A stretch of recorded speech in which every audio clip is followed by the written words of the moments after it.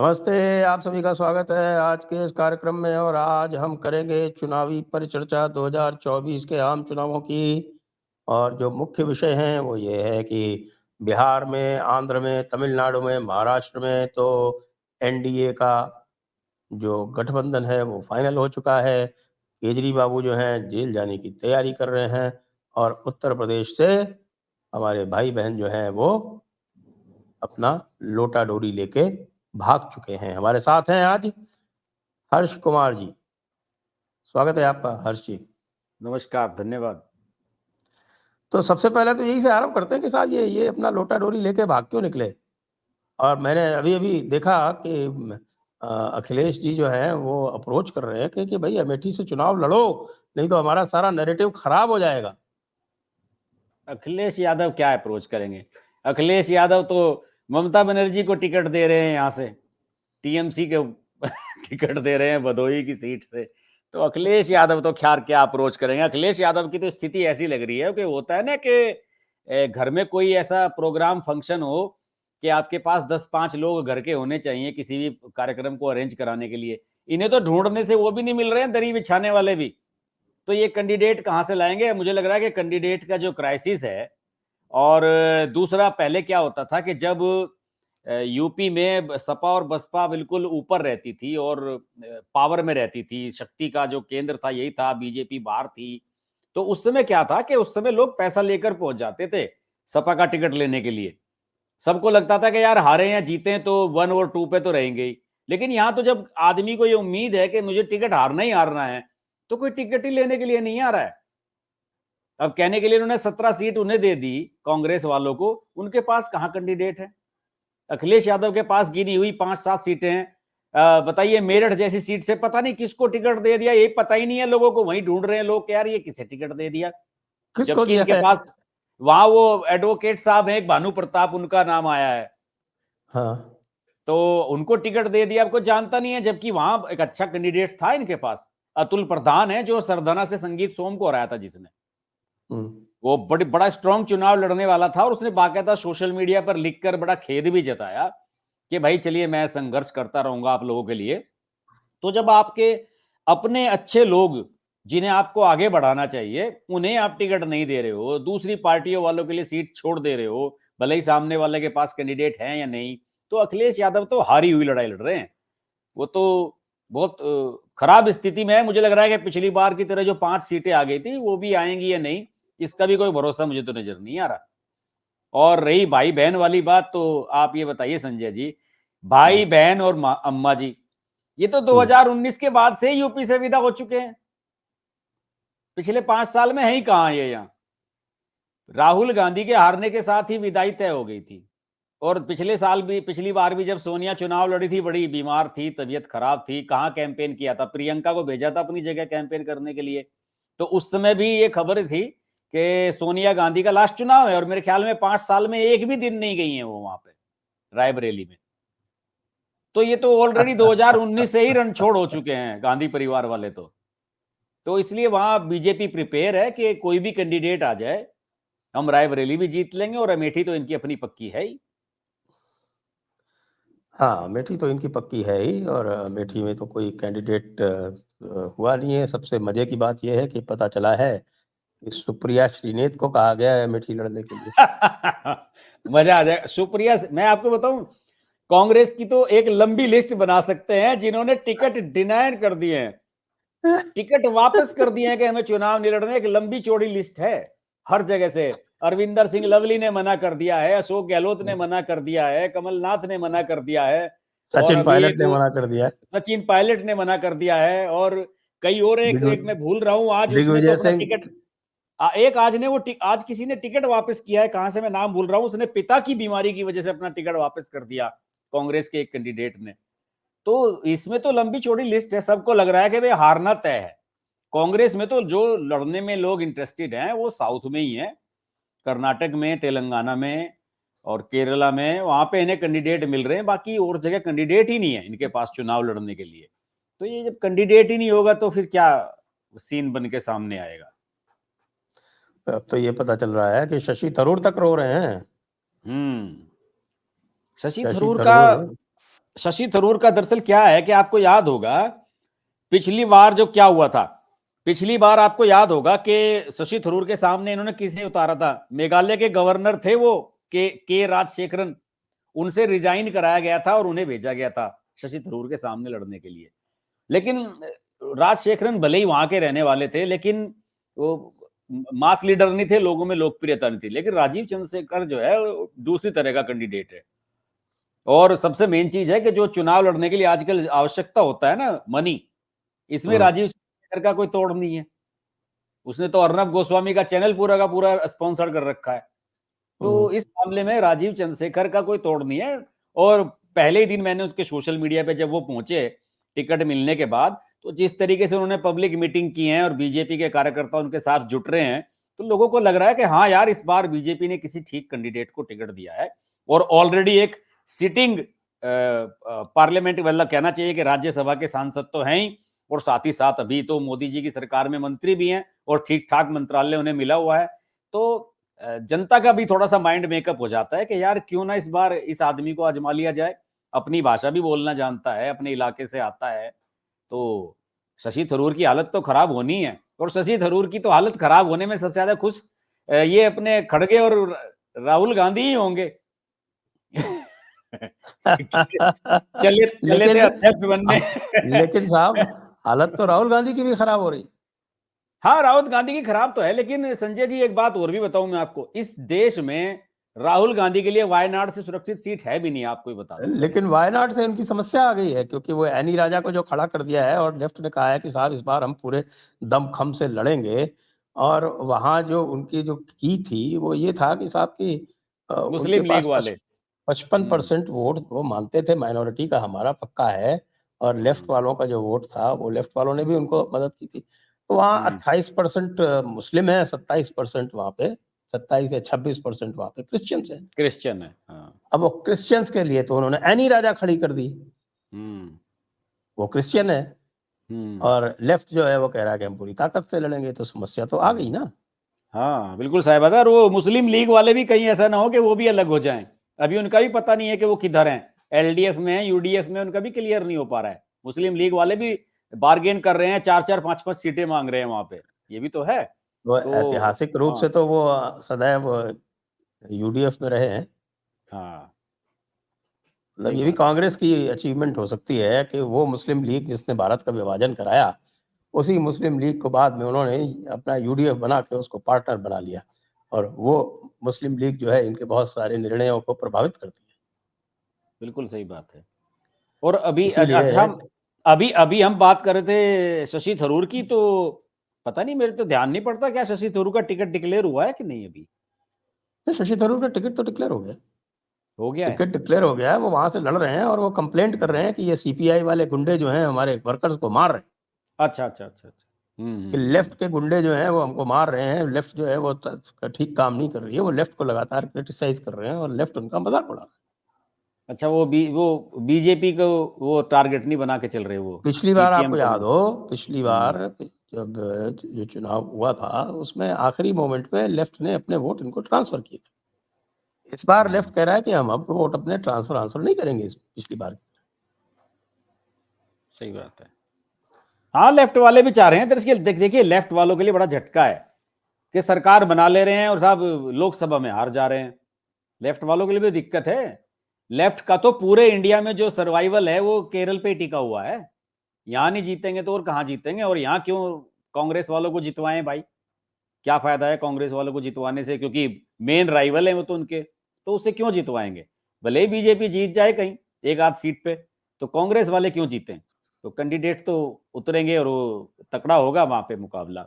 सही कह रहे हैं आप, राहुल गांधी के लिए कमजोर स्थिति हो सकती है। लेकिन हम शुरुआत कर रहे थे ना वहां से, उत्तर प्रदेश से, बहन भाई की। चलिए साहब, सोनिया गांधी तो अस्वस्थ हैं, राहुल गांधी वायनाड शिफ्ट पिछली बार ही हो गए थे। प्रियंका गांधी क्यों क्यों डर रही हैं लड़ने से। अब आप बताइए, आपने तो नुपुर शर्मा को लड़वा दिया वहां से।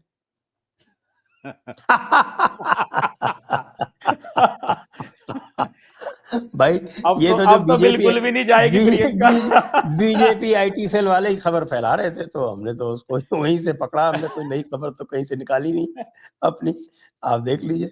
जो बीडी नहीं बीजेपी आईटी सेल नहीं वाले ये वो ये जो है ये वही नहीं नहीं चला रहे हैं बता रहा उसको। हूँ, दिल्ली में 2 खबरें ये चल रही हैं, क्योंकि दोनों का ही दिल्ली से ताल्लुक है। नुपुर शर्मा हार्डकोर एकदम दिल्ली की पॉलिटिक्स से आई है, स्टूडेंट लीडर थी, आपको पता ही है डीयू में। और इसके अलावा एक और भी बड़ी चर्चा है दिल्ली में कि मीनाक्षी लेखी को किरण खेर की जगह चंडीगढ़ भेजा जा रहा है। ये भी एक खबर दिल्ली में चल रही है कि मीनाक्षी लेखी को टिकट आउट आउट नहीं कर रहे हैं, उसे लूप लाइन में रखा गया है। तो किरण खेर के टिकट की बार रिप्लेस हो रही है वहां से, ये भी चर्चा बड़ी जोरदार है। अच्छा, किरण खेर क्यों रिप्लेस हो रही? किरण खेर एक तो कैंसर है, उन्हें बीमार है 3 साल से पिछले, तो अच्छा। उनका, हाँ उनका तो ट्रीटमेंट है, वो तो 2 साल से 2 1.5 2 साल तक पूरे कोविड पीरियड में और उसके 1 साल बाद तक वो आई नहीं पार्लियामेंट में एक भी दिन। अभी वो शायद उस दिन आई थी फर्स्ट टाइम जिस दिन वो वुमेन रिजर्वेशन बिल वाला आया था, उस दिन वो बहुत दिनों के बाद आई थी। और उनको तो लगभग 1 1.5 साल तो ट्रीटमेंट के लिए वो अमेरिका रही, बाहर रही, यहाँ रही नहीं। फिर उसके बाद जब वो रिकवरी हो गई उनकी, अनुपम खेर ने कई बार वीडियो वगैरह भी डाले उनके बना के सोशल मीडिया पे। और जैसे कि नवजोत सिंह सिद्धू की वाइफ है, उनका भी कैंसर का ट्रीटमेंट चल रहा है, तो किरण खेर का ट्रीटमेंट चल रहा है, तो वो फिजिकली भी उतनी वो नहीं है, तो वहां और फिर थोड़ा सा किरण खेर चूंकि बॉलीवुड से आती हैं, बॉलीवुड स्टार्स के प्रति तो एक ही चुनाव में एंटी इनकम्बेंसी हो जाती है, उनके तो 2 चुनाव हो चुके।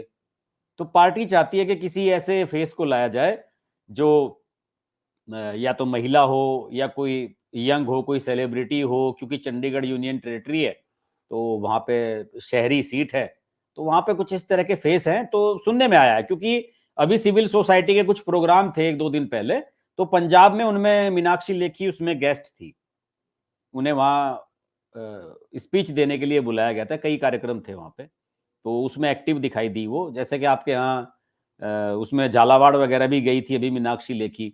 तो जो उनकी एक्टिविटीज हैं वो ऐसी नहीं है कि जैसे कि डॉक्टर हर्षवर्धन ने टिकट कट गया तो कह दिया कि भैया मैं तो स्टेथोस्कोप उठा के अपना जा रहा हूं अपने क्लिनिक पे, वहां बैठूंगा। मीनाक्षी लेखी ने ऐसा कोई हिंट नहीं दिया, तो इट मीन्स हाई कमान से जो है उन्हें ऐसा इंडिकेशन है। कुछ लोग कह रहे हैं कि हो सकता है कि दिल्ली में सीएम फेस के रूप में प्रोजेक्ट करें अगले साल। तो मीनाक्षी लेखी को एकदम साइडलाइन नहीं किया गया है, कंपैरेटिवली वो उतना उम्र के हिसाब से भी उतना वो नहीं है, अभी तो राजनीति के हिसाब से तो यंग ही है मीनाक्षी लेखी। और उनके जो जी। फादर थे लेखी साहब, संघ के वकील रहे, बड़े मुकदमे लड़े हैं उन्होंने संघ के लिए, आरएसएस के लिए 70s में 80s में, तो वकील फैमिली है, खुद ये भी सुप्रीम कोर्ट की लॉयर हैं। तो इसलिए किरण खेर की जगह इनका नाम सुनने में आ रहा है, जैसे नुपुर शर्मा का चल रहा है उसी तरह से किरण खेर की जगह मीनाक्षी लेखी का नाम चल रहा है। और राहुल गांधी के शक्ति प्रदर्शन पर क्या कहेंगे आप? उन्होंने तो शक्ति से ही लड़ाई कर ली। असल में क्या है, राहुल गांधी दरअसल क्या है, मुझे लगता है कि कोई उनके सलाहकार है नहीं, कोई उन्हें समझाता नहीं है चीजों को, कोई क्या नहीं, कहना मुझे चाह तो रहा है उल्टा उसको लगता क्या। है। मुझे लगता है कि ये, क्योंकि ये जो चीजें हैं ना, ये टिपिकली जो है वो लेफ्टिस्ट जो है वो इन्हीं मसलों पे वो काम तो करते हैं। आप ये वो देखिए, तो है ही। जेएनयू में हर बार नवरात्रों को इसी प्रकार जो है वो माता दुर्गा के विरुद्ध अपशब्द कहे जाने और महिषासुर चिकन को महिमा बनवाने को मंडित लेके, करने वाले, चिकन ये बनवाने को सारे लेके क्या करते हैं वहां पे जेएनयू वाले। ये सारे काम जेएनयू में जो होते हैं, और जेएनयू वाले ही उनके आसपास हैं। तो हम्म, सही बात तो ये है कि वो जो फीड करते हैं, उसका दिमाग बेचारे का जितना है उतना है, और वही चीज वो बोल देता है। अब नहीं तो फिर आपको ये अगले दिन तो कहने की माफी मांग, आवश्यकता कहाँ कल तो थी? उसने कहा है कि मेरा मतलब वो नहीं था अरे मतलब जो की क्या आप बात कहना है, चाहते। साहब बोल रहा है कि हिंदू धर्म में एक शब्द है शक्ति। तो हिंदू धर्म में जब कहते हैं आप शक्ति को, तो हिंदू धर्म में तो शक्ति स्वरूपा माता की ही बात होती है। जो जो तत्व है, जो माता तत्व है सृष्टि में, वही शक्ति है हिंदू धर्म में। बिल्कुल। आप ये जी जी। कहते हैं कि हिंदी में एक शब्द है शक्ति, तब बात अलग थी। हम्म, हम्म। तब ये कहा जा सकता था कि भाई ये जो है ये ट्विस्ट कर रहे हैं। आपने हाँ तो कहा हिंदू बिल्कुल धर्म में हो एक सकता है कि शब्द है लेफ्ट वालों शक्ति। ने बताया किसी और वजह से हो, इन्हें लेफ्ट वालों ने बताया होगा कि आप ऐसे बोलना, और बात कुछ और हो गई हो। वैसे तो ये तो बात एक सर्वविदित है कि आजकल ये सीताराम येचुरी के साथ बैठते हैं, उनसे बड़ा ज्ञानी है किसी को मानते नहीं है। राहुल गांधी सीताराम येचुरी की मानते इस समय, और किसी की नहीं मानते। उनके हिसाब से वही सबसे प्रकांड पंडित हैं और सबसे बड़े पॉलिटिशियन हैं इस देश में। तो हो सकता है कि वहीं से आया हो इसका टिप उन्हें। हाँ, तो भाई वो बाकी तो उनके जो भी इश्यूज हैं वो तो सारे वही हैं। ईवीएम है, इलेक्टोरल बॉन्ड है, जीएसटी है, सारे इश्यूज तो हैं जो सारे अच्छा, पिटे पिटाई इश्यूज हैं भाई। इलेक्टोरल बॉन्ड पे तो संजय जी एक बड़े मजेदार बात है, जो जी। मैंने अपने चैनल पे भी एक दो वीडियोस पे बनाए हैं। अच्छा, पहले वाली जो लिस्ट आई तो उसमें तो टीएमसी नंबर 2 हो गई, और फिर ये जो दूसरे वाली लिस्ट आई है जो 11 दिन की आई है, वो 1 से 11 अप्रैल वाली, उसमें डीएमके को इतना चंदा मिल गया। तो ये तो राहुल गांधी की भी बड़ी बेइज्जती है भाई। चंदा तो उसे ही मिलता है ना जिसे लोग पावर देखते हैं कि यार साहब ये पावर में आने वाला है। अब जैसे इन्हें सबसे ज्यादा चंदा कब मिला? अप्रैल 2019 में, मार्च अप्रैल 2019 में कांग्रेस को। तो उस समय तो ये अध्यक्ष बने थे कांग्रेस के राहुल गांधी, और लोगों को ये लग रहा था, मेरे ख्याल में डोनर्स को भी ये लग रहा था कि भाई मोदी यार ये 2014 में तो तुक्के में बन गया, अब की बार तो ये आएगा नहीं, तो कांग्रेस में पैसा लगाओ। तो मुझे तो लगता है उस हिसाब से भी राहुल गांधी की बड़ी बेइज्जती हो रही है कि साहब इनसे ज्यादा लोग ममता को पैसा दे रहे हैं, स्टालिन को पैसा दे रहे हैं वहां साउथ में, और कांग्रेस बताइए दूसरे तीसरे नंबर पे पहुंच रही है चंदा लेने में भी। बिल्कुल, वो तो हो रहा है, लेकिन ये पूरा का पूरा मामला इनके उल्टा पड़ने वाला है, आप देख ही रहे हैं। जैसे ही ये है वो पूरा इलेक्टोरल बॉन्ड वाला और वो जब आएगा उनके जो नंबर्स वगैरह आएंगे ना, तब पता चलेगा कि ये जितने भी टॉप वाले जो हैं, अब आप फ्यूचर गेमिंग का आपने देख ही लिया। हाँ, फ्यूचर गेमिंग वाला वो फ्यूचर तो सारा उसने तो अपने कुछ 1000 करोड़ में से 600 कुछ करोड़ तो उसने डीएमके को ही दिए हैं अकेले। डीएमके को दिए। हाँ, तो ये जो पूरा नैरेटिव है ये तो पूरी तरह से ध्वस्त हो गया। हाँ। दूसरी और बात वो देखिए, करते हैं साहब। आपसे मैंने एक चैनल पे हमने इलेक्टोरल बॉन्ड को लेके पहले भी चर्चा की थी, जब सुप्रीम कोर्ट ने इसमें कहा था कि भाई सारी डिटेल दो। मैंने आपसे ये भी कहा था कि इसमें सबसे ज्यादा नुकसान छोटे दलों का होगा, उन्हें नहीं मिलेगा। कांग्रेस, बीजेपी, टीएमसी, इनको तो फिर भी मिलता रहेगा। लेकिन ये देखो ना, समाजवादी पार्टी 1 करोड़ दिया है किसी ने समाजवादी पार्टी को, इनकी सबसे बड़ी खराब स्थिति होगी। वो कह रहे हैं कि 1 करोड़, पता नहीं वो 1 करोड़ या 10 करोड़ का कोई एक बॉन्ड है, वो कह रहे हैं कि हमारे ऑफिस में कोई छोड़ के चला गया ऐसे ही, और हमने कैश करा लिया, या किसी ने बाई पोस्ट भेज दिया और हमने कैश करा लिया। ये स्थिति है इन लोगों की। तो नुकसान इन पार्टियों को होगा कायदे से। आज तो ये लोग खुश हो रहे हैं कि साहब मोदी को इतना मिला। और मैं तो देखिए, मेरा तो मानना ये है कि अगर आप रेशो की बात करें तो एक राज्य की, वो देखे ना बीआरएस, कितना पैसा मिला बीआरएस को। एक राज्य की जहां पे 17 लोकसभा सीटें हैं, 118 19 विधानसभा की सीटें हैं, उन्हें 600 करोड़ मिल रहा है। और बीजेपी को अगर 6000 करोड़ मिला है तो वो तो कुछ भी नहीं है। अब आपके जो मित्र हैं, विशेष मित्र जिनसे आपका बहुत लगाव है, एक अंजुम अजीत साहब, अंजुम साहब, अरे वो तो और उसने ट्वीट कर दिया था, वो तो फंस गया है उसमें वो।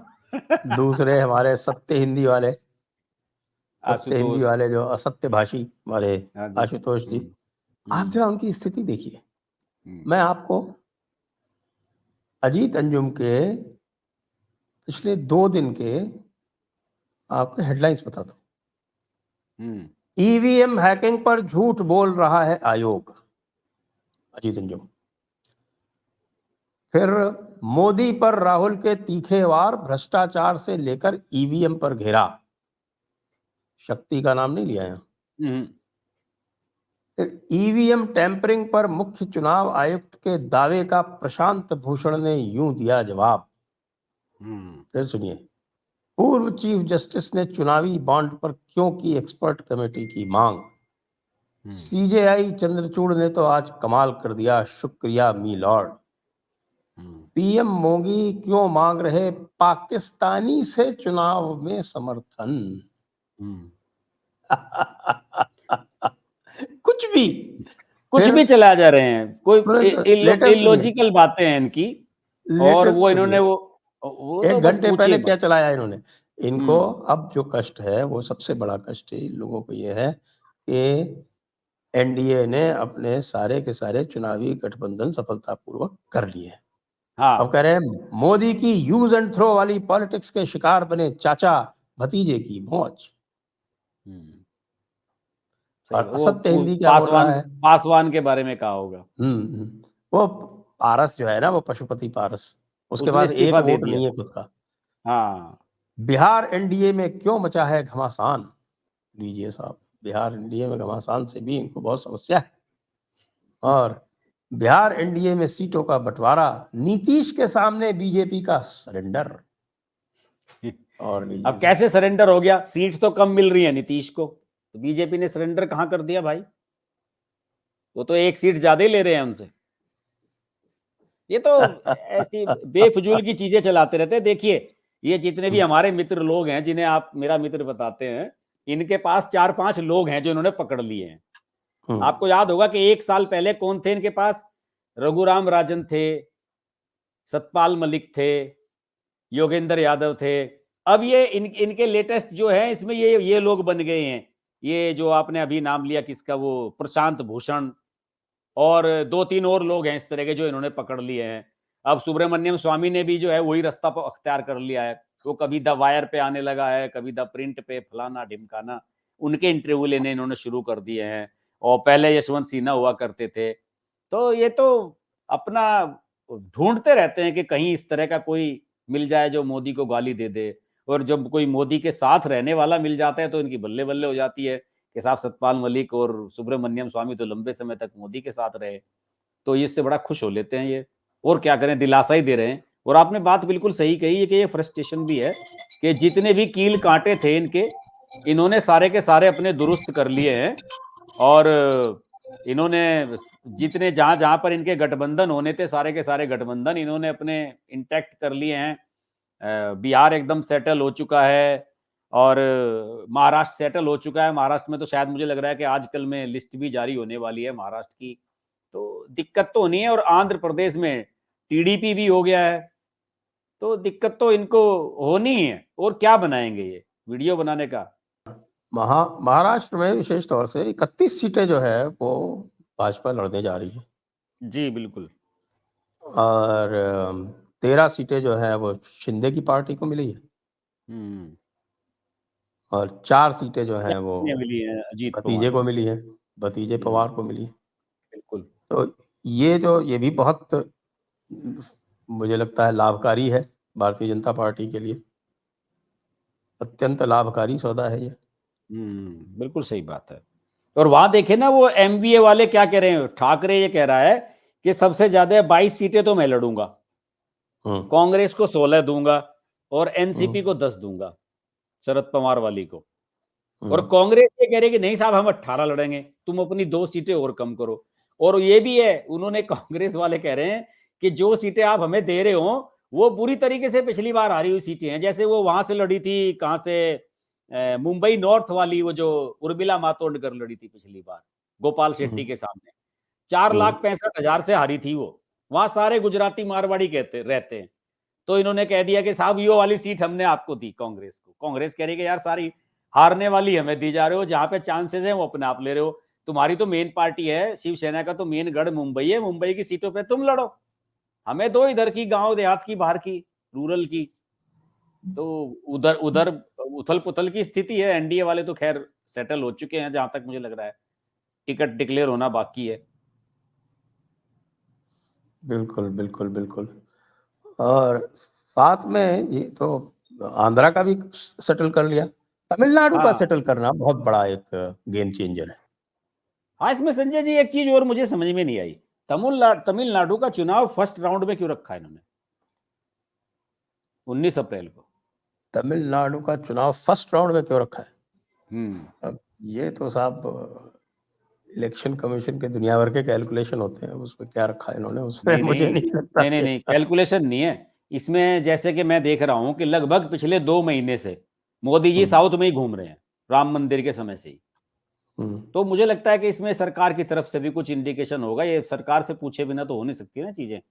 कहीं ना कहीं सरकार भी तो अपनी कुछ चलाएगी ना, कि भाई हमें वहां का चुनाव पहले चाहिए। तो क्या है, वो तो सरकार का तो ये रहता है ना कि वही कहाँ पे वो अपने जो देना होता है उनको फोर्सेस कहाँ पे कैसे देगी, उसके ऊपर बहुत कुछ डिपेंड करता है। नहीं देखिए, इसमें कार्यक्रम में जैसे हिमाचल का जो है आखिर में रख दिया, सबसे लास्ट में 1 जून में। क्यों? क्योंकि वो जो 6 विधायकों वाला जो था मामला, उनकी अयोग्यता वाला मामला चल रहा है, वो भी कोर्ट में पहुंच गया है। तो क्या पता कोर्ट में कुछ सेटलमेंट हो या कोर्ट कोई और डायरेक्शन दे, तो इसलिए उसको वेट में रखा गया है, बाद में रखा गया है, जल्दी नहीं रखा गया। लेकिन तमिलनाडु का मुझे लगता है कि मोदी जी पहले ये देखना चाहते हैं कि जो उन्होंने मेहनत की है साउथ में, खासतौर से तमिलनाडु में और केरल में जो उन्होंने मेहनत की है, उसमें से उन्हें क्या आउटपुट मिल रहा है। क्योंकि मतदान हो जाने के बाद फीडबैक तो मिल ही जाता है कि खाता खुल रहा है कि नहीं, तमिलनाडु में कितनी सीट मिल रही है कि नहीं। और अभी मुझे लग रहा है कि ये जो लिस्ट अभी देखिए, वो ऐसे इसको अगर आप देखें ना, तो इसमें बहुत ज्यादा कुछ मुझे नहीं लगता, क्योंकि तमिलनाडु फर्स्ट राउंड में है और केरला और साउथ कर्नाटका जो है वो सेकंड राउंड में है। हाँ, ये सब दूसरे तीसरे राउंड में है, तेलंगाना तीसरे राउंड में है, सेकंड राउंड में है, फिर थर्ड राउंड में नॉर्थ कर्नाटका है, और फोर्थ राउंड में आंध्र प्रदेश और आपके तेलंगाना है। हाँ, तो ये है सब लाइन से ही। अब इसको जो है आप कह सकते हैं कि भाई, क्योंकि साउथ की जो फोर्सेस है ना, वो साउथ से ही ये निकाल के देंगे, वही फोर्सेस जाएंगी। जो इनका वो बनता है ना लॉजिस्टिकल प्लान, जो लॉजिस्टिकल प्लान बनता है, उस लॉजिस्टिकल प्लान में एक सेट ऑफ फोर्सेस जो हैं वो अलग अलग राउंड में घूमती हैं। तो आप ये देखें कि जो इन्होंने फर्स्ट राउंड में जो बनाया है वो तो तमिलनाडु पूरा हो जाएगा। सेकंड राउंड में इन्होंने केरला और साउथ कर्नाटका रखा है, तो वो लगभग हो जाती हैं 30 सीटें वो हो जाती हैं। फिर थर्ड राउंड में इन्होंने क्या रखा है, इन्होंने नॉर्थ कर्नाटका और आपका साउथ वेस्ट महाराष्ट्र रखा है, लगता हुआ दोनों, तो वो करीब 30 सीटें हो जाती हैं। फिर ये उन्हीं फोर्सेस को फिर ये भेज देंगे तेलंगाना और यहाँ पर। पिछली बार क्या था संजय जी, मैं देख रहा हूं सामने कि पिछली बार तमिलनाडु में हुआ था सेकंड राउंड में, फेज 2 में 18 अप्रैल को, और फर्स्ट राउंड में हो गया था तेलंगाना में 11 अप्रैल। हाँ, तो वही उल्टा हो गया। तो वो ऐसी कोई मुझे इसमें कोई बहुत विशेष नहीं लगता, क्योंकि वो सेम सेट ऑफ फोर्सेस घूमती है। अगर उसके बाद वो कहाँ जाएंगी, क्योंकि उसके बाद उससे लगता हुआ 5वें राउंड में कुछ नहीं है फिर।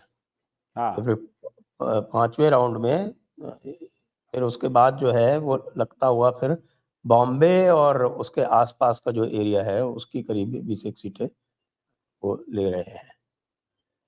बॉम्बे की 6 सीटें और आगे की थाने कल्याण 8 सीटें। बॉम्बे, ग्रेटर बॉम्बे की 10 सीटें बनती हैं पूरी। वो पूरा ग्रेटर बॉम्बे है, और आपका इधर नासिक और ये इसके आसपास वाला एरिया है, और उधर उड़ीसा का है। तो ये इधर वाली फोर्सेस उड़ीसा में चली जाएंगी और इधर की ये इधर चली जाएंगी। ये इस तरह से मूवमेंट होगा इनका। और ये आपके अलग अलग, ये समझिए कि 4 या 5 सेट ऑफ फोर्सेस या 6 सेट ऑफ फोर्सेस ये बनाएंगे। वही 6 सेट ऑफ फोर्सेस जो हैं वो अलग अलग घूम के मैनेज करेंगे, क्योंकि फोर्सेस जो हैं वो राउंड बाय राउंड मूव करती रहती है। हाँ, सही इस तरह से होता है, इसलिए बीच में 5-5, 6, 7-7 दिन का गैप रहता है। हाँ जी, हाँ जी। और आप देखेंगे सेकंड राउंड और थर्ड राउंड के बीच में 11 दिन का गैप है। हाँ, सही बात है। सेकंड राउंड और थर्ड राउंड के बीच में ज्यादा दिन का गैप है। प्लस जो ये जो नक्सल प्रभावित एरिया है, यहाँ पर ये थोड़ा विशेष ध्यान और भी देते हैं। महाराष्ट्र में गढ़चिरौली वगैरह इस तरफ का जो इलाका, महाराष्ट्र का गढ़चिरौली का एरिया है, छत्तीसगढ़ का बस्तर का एरिया है, आपका उड़ीसा का लगता हुआ एरिया है।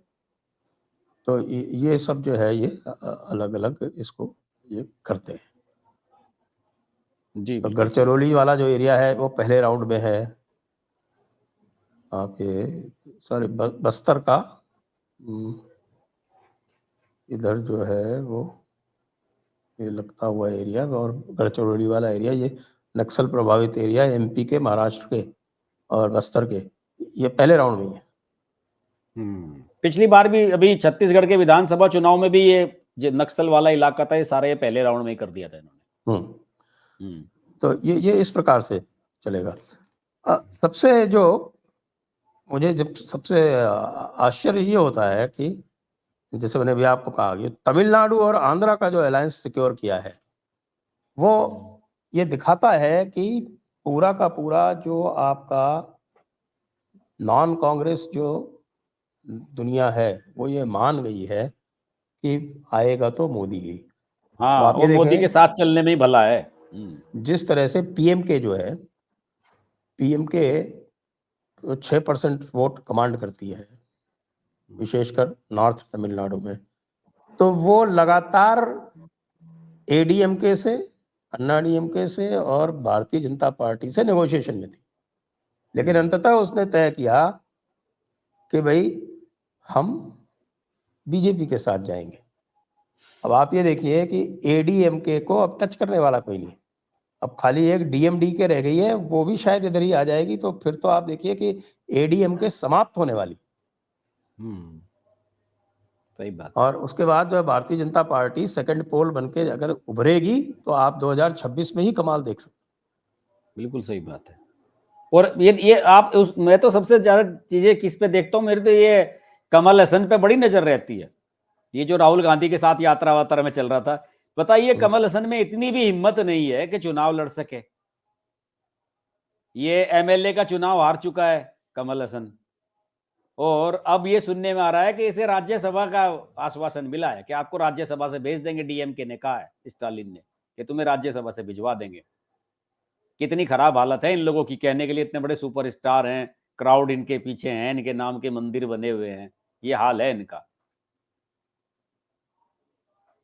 जी बिल्कुल सही है। और थोड़ा केजरीवाल की बात कर ले साहब। केजरीवाल बिल्कुल, जी का बिल्कुल। तो चक्कर और भी पूरा फंसता चला जा रहा है, क्या हो पूरा रहा है? फंसता चला जा रहा है साहब। दिल्ली जल बोर्ड वाला जो है, असल में संजय जी, दिल्ली में ये बहुत बड़ा रैकेट है। और मैं आपको बताऊं कि अभी आम आदमी पार्टी का एक विधायक है, मैं उसका नाम भूल गया, क्या नाम था उसका, अर्जुन मारवा, क्या अजीब सा नाम था उसका, भूल गया मैं। अभी वो अरेस्ट हुआ है। एक ये जो दिल्ली में क्या है कि दिल्ली जल बोर्ड जो है टैंकर के थ्रू पानी सप्लाई करता है बहुत सारी झुग्गड़ झोपड़ी जो इलाके हैं, तो वाटर टैंक्स होते हैं। और ये बड़े बड़े इनमें जो एक तरह से माफिया लोग इसमें एक्टिव है, इनके ठेके जो है और वो खरबों रुपए के छुटते हैं। तो ये बहुत बड़ा रैकेट है। इसी को लेके वो मर्डर भी हुआ था। एक डॉक्टर साहब थे वो दिल्ली के, वेस्ट दिल्ली के कहाँ के, उनके उनके पास कॉन्ट्रैक्ट था और वो मर्डर हुआ, और उस मर्डर में जो है इसका नाम आया आम आदमी पार्टी के एमएलए का। तो ये आम आदमी पार्टी वालों ने दिल्ली जल बोर्ड, ये शराब घोटाले से भी बड़ा स्कैम है दिल्ली जल बोर्ड का। तो आपको ध्यान होगा कि राघव चड्ढा जब था इसका चेयरमैन, जब भी ये बात हुई थी, अभी सौरभ भारद्वाज था तब भी ये बात चली थी। तो अभी ये जो लेटेस्ट ईडी का समन हुआ है वो दिल्ली जल बोर्ड वाले में ही हुआ है इनका। और ये जो अभी चर्चा कल आई थी, जिसमें सोशल मीडिया पर यह भी चला कि अरविंद केजरीवाल की नेक्स्ट गिरफ्तारी होगी, और ईडी ने यह कहा है कि साहब हम हाई प्रोफाइल एक गिरफ्तारी करने जा रहे हैं। ये सूत्रों से खबरें कल से ही चल रही हैं। मुझे तो लग रहा है कहीं ये फर्स्ट राउंड से पहले ही केजरीवाल का राउंड पूरा ना हो जाए। मैं तो देखिए अभी तक मान के चल रहा था कि, और मैंने इस पर कल वीडियो भी किया है, मैं तो भविष्यवाणी की है कि सितंबर, अक्टूबर, नवंबर के पहले जो है गिरफ्तार नहीं होगा। लेकिन जिस तरह से कल जो है वो स्टेटमेंट दे दिया ईडी ने, और स्टेटमेंट में ये लिख दिया कि भाई ये 100 करोड़ रुपए जो है ये कविता ने आगे दिए थे मनीष सिसोदिया को, और अरविंद केजरीवाल का पहली बार नाम ले लिया एज अक्यूज्ड। क्योंकि अभी तक अरविंद केजरीवाल क्या कर रहे थे, अरविंद केजरीवाल यही तो पूछ रहे थे कि आप किस कैपेसिटी में मुझे बुला रहे हैं। हाँ, हाँ, स्पष्ट हो गया, आपको अक्यूज्ड की कैपेसिटी में बुला रहे हैं। बिल्कुल सही बात है। तो मुझे तो लग रहा है अरविंद केजरीवाल का ज्यादा दिन होंगे नहीं, और ये शायद ये भी एक ऐतिहासिक होगा कि चुनाव के दौरान ये जो है एमसीसी का ध्यान न रखते हुए केजरीवाल को अंदर कर दिया जाए। इसमें तो संजय जी कोई एमसीसी नहीं लागू होगी ना? एमसीसी लागू क्यों नहीं हो सकती? वो इलेक्शन कमीशन के डिस्क्रिप्शन पर है। इलेक्शन कमीशन ये कह सकता है कि साहब आप चुनाव प्रभावित कर रहे हैं और ईडी के डायरेक्टर को चेंज कर दे। लेकिन इलेक्शन कमीशन में जो संधू भेजा है ना, ये बहुत बवाली आदमी है। मैं आपको ब्यूरोक्रेसी का सीक्रेट बताता हूँ, हाँ, सुनिए। चुनाव के टाइम पे ब्यूरोक्रेसी जो है वो ये देखती है कि भाई ये जो एक कोई काम है इसको ना करने में कम खतरा है या इसको करने में खतरा है। हाँ, तो सबसे वो वाला ऑप्शन चुना जाए। तो इसलिए अधिकतर यही होता है कि साहब इसको ना करने में ही कम खतरा है, इसलिए इसको टाल दो। हर चीज को ब्यूरोक्रेसी टाल देती है कि भाई चुनाव के बाद देखेंगे, चुनाव तक खतरा है, मान लीजिए पता नहीं कोई शिकायत कर दे, हाँ, मान लीजिए कोई कोर्ट आ जाए बीच में। कोर्ट नहीं बीच में आता, उसमें वो इलेक्शन कमीशन का ही होता रहता है। इलेक्शन कमीशन में भी दुनिया भर की शिकायतें जाती रहती है ना, और वो शिकायतों पर कोई जो है वो ले लें, हमारे भाई बंधु होते हैं, उनमें से कोई जो है वो अपना के साहब की पुरानी कोई खुंदक निकालने लगे। हाँ, फला अधिकारी से। तो इसलिए साहब वो पूरा मामला जो है वो शांति का होता है। ये पूर्ण शांति से ऑब्जर्व किया जाता है ये पीरियड, तो शांति से निकालो इसको। शांति नहीं होगी तो समस्या हो जाएगी। तो आपने अपने उसी अनुभव से कहा है कि केजरीवाल सितंबर तक गिरफ्तार नहीं होगा। मैं यही कह रहा हूँ क्योंकि इलेक्शन कमीशन के पास ये पावर भी है, ये पावर है कि वो ईडी के डायरेक्टर को हटा दे। हाँ, वो तो है ही।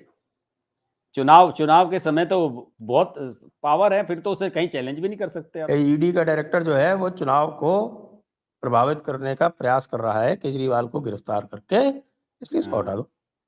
हाँ, ईडी का डायरेक्टर जो है इतनी इंपॉर्टेंट पोस्ट लेके बैठा हुआ है, वो तो बेचारा जो है वो हर वक्त उसकी भी जान सांसत में रहती है। वो इलेक्शन कमीशन से, देखिए सुप्रीम कोर्ट से ज्यादा इलेक्शन कमीशन से डरते हैं, बता दूं आपको। तो सुप्रीम कोर्ट में तो नोटिस होगा, हियरिंग होगी, समन आएगा, सब कुछ होगी, कुछ होगा, फिर डेट लगेगी, वकील भी खड़ा होगा, फिर हियरिंग पे आएगा, कर सकते हो, आप अपॉलॉजी करके बच सकते हो। यहाँ तो सीधे बिना पूछे जो मर्जी आए वो कर देते। हाँ, वो कल किए तो हैं, 6 हटा तो दिए, वो सेक्रेटरी और वो डीजीपी वहां के सब जगह के सब हटा दिए। उनमें से 4 तो बीजेपी एनडीए शासित राज्यों के। बिल्कुल बिल्कुल सही बात है। बिहार, उत्तर प्रदेश, गुजरात, उत्तराखंड और उत्तराखंड। हाँ और ये उत्तराखंड से तो ये खुद आए अभी, संधू सुखविंदर सिंह संधू जो आए हैं इलेक्शन कमिश्नर, अभी उत्तराखंड से आए, यूसीसी वाला मामला पूरा सेट करके आए वहां पे। तो देखिए चुनाव आयोग में आते ही पूरा उखाड़ पछाड़ शुरू कर दी। तो भाई ये समस्या जो है वो तो रहेगी जी, बिल्कुल रहेगी। अब आप पंजाब का बताइए साहब, पंजाब का क्या चल रहा है? अभी तक पंजाब का कोई क्लैरिटी नहीं आई। पंजाब बड़ा, देखिए 13 सीटें हैं संजय जी, और पंजाब जो है महाराष्ट्र और बिहार से भी ज्यादा बड़ा भयंकर, मतलब महाराष्ट्र और बिहार से भी ज्यादा फंसा हुआ है पंजाब का मामला। तो अभी सुनने में आ रहा है कि यहाँ ये अभी इनसे अकालियों से बात जो है बीजेपी की अमित शाह ने मना कर दी। अब इसका जो चुनाव रख दिया, मेरे ख्याल में इसका भी 6ठे या 7वें चरण में है पंजाब का भी चुनाव। पंजाब का लास्ट राउंड में, पंजाब और हिमाचल लास्ट राउंड में। हाँ, पंजाब हिमाचल लास्ट में है, और नहीं हिमाचल और हरियाणा लास्ट में है, पंजाब सेकंड लास्ट में है शायद, ऐसा है। हाँ, तो अब Himachal 6th, sorry Haryana 6th में है, और अच्छा हरियाणा 6th में है। हाँ, पंजाब और हिमाचल वो 7th में है। 7th में। हाँ, तो इसमें मुझे लग रहा है कि अकालियों के बारे में जो है अमित शाह ने सोचा होगा कि यार अप्रैल के बाद सोचेंगे इनसे, अभी तो उससे पहले 3 राउंड अभी निकालने हैं चुनाव के, 3 या 4 राउंड। तो उसका नॉमिनेशन वगैरह भी जो है वो कभी शुरू होंगे वहां पे, मई के महीने में शुरू होंगे नॉमिनेशन भी। तो पंजाब में तो क्लियरिटी नहीं है कुछ भी, अभी तो 4 कॉर्नर फाइट लग रही है। अभी तो ये लग रहा है कि अकाली बीजेपी भी लड़ेंगे अलग अलग, और कांग्रेस और आम आदमी पार्टी भी अलग अलग लड़ेगी। और उसने तो अपना खेल शुरू कर दिया, उसने वो सिंगर विंगर डांसर वांसर उन सबको टिकट देने शुरू कर दिया है भगवंत मान ने। एक और वो कॉमेडियन है वो अनमोल, क्या नाम है, उसे टिकट दे दिया उसने। बड़ा विरोध हो रहा है इसका वहां पंजाब में। अरे भाई ये किसे उठा लाए बाहर से, कहां से ले आए? उसने कहा कि नहीं ये कॉमेडियन है मेरी तरह ही, उसको टिकट दे दिया। 4-5 मंत्रियों को टिकट दे दिया अपनी सरकार की। वो पंजाब का तो कुछ स्पष्ट नहीं है, मुझे लग रहा है कि पूरे अप्रैल के महीने में भी स्पष्ट नहीं होगा। बीजेपी को और अकालियों को साथ आना पड़ेगा इसमें, वरना बनेगी नहीं इनकी बात। वैसे आज तो पंजाब को लेकर लॉन्ग टर्म में तो इनको जो है वो अकालियों को किक कर देना चाहिए, अकालियों का भविष्य कुछ है नहीं। बिल्कुल बिल्कुल, अगर ये फ्यूचर की पॉलिटिक्स के बारे में सोच रहे हैं ना पंजाब के बारे में, जैसे कि वहां पे हो रहा है महाराष्ट्र में, और आज जो है अभी ये जो अमेरिका में वो राजदूत रहे हैं रणजीत सिंह, जैसे तमिलनाडु में इन्होंने एडीएमके को छोड़ दिया ना, तमिलनाडु में एडीएमके से बात ही नहीं की। हाँ, उसी तरह से यहाँ भी इनको कोई बात करने की आवश्यकता है नहीं, मुझे लगता है। आज पंजाब की एक ज्वाइनिंग भी हुई है। तरणजीत सिंह संधू हैं जो वहाँ वो रहे हैं एम्बेसडर वहाँ पे अमेरिका में, वो रिटायर्ड है और उन्हें ज्वाइनिंग कराई गई है। सुनने में आ रहा है कि ये अमृतसर वाली सीट से इन्हें चुनाव लड़ाया जाएगा। मैंने इस पे वीडियो भी बनाया था। ये कई महीनों से वहाँ एक्टिव भी है, जिसमें पिछली बार हरदीप सिंह पुरी हार गए थे, उससे पहले अरुण जेटली हार गए थे। वो सीट बीजेपी के लिए बड़ी टफ है, तो ये वहीं के रहने वाले हैं, सुनने में आ रहा है। आज हाँ, ज्वाइनिंग हुई है इनकी अभी अभी। वहां से सिद्धू 3 बार जीता था हाँ जी, हाँ। बीजेपी के टिकट पे। हाँ, सिद्धू था ना, तो बीजेपी को कैंडिडेट नहीं मिल रहा ना। आप बताइए ना, आप दिल्ली से अरुण जेटली, हरदीप सिंह पुरी को दिल्ली से भेज दोगे तो वहां कैसे लोग उसे मंजूर करेंगे? अरुण जेटली का अजीब ही किस्सा है साहब। अरुण जेटली राजस्थान से चुनाव लड़ने आ रहे थे, अलवर की सीट उनके लिए फिक्स हो गई थी और प्रकाश सिंह बादल जिद करके उनको ले गए कि मैं जिता के लाऊंगा।